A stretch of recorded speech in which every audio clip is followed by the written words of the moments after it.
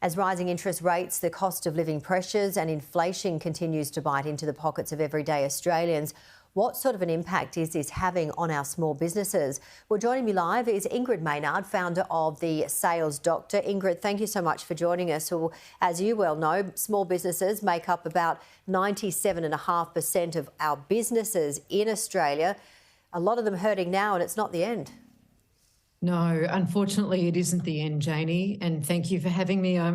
There's a lot of pressures on small business, and just recently on Tuesday, there were a number of Australian business and consumer confidence surveys conducted, and it was definitely showing that business activity is rapidly slowing, and forward orders is one of those leading indicators that sort of suggests that there's lower demand and they're already contracting. So the impact of higher interest rates is definitely working, because that's the intention.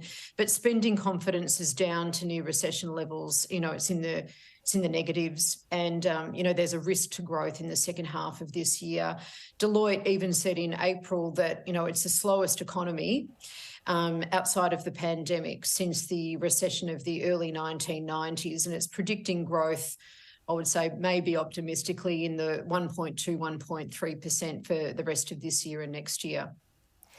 And when we look at so many factors, electricity prices increasing, fuel, food, wages as well, it's really affecting all the small businesses. Well, absolutely. So when you think about the people that work for small businesses, they're the consumers that we're talking about here that are being heavily impacted.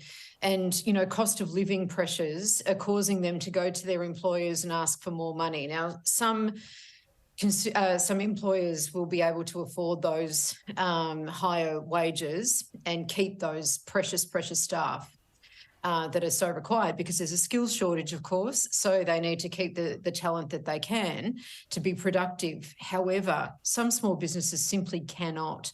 And so they're seeing their very valuable workforce going to other employers that can afford it for now. So they're faced with higher cost of doing business. I think that the pressures, again, on business haven't been seen like this since the recession of the early 1990s as well. So that's going to continue.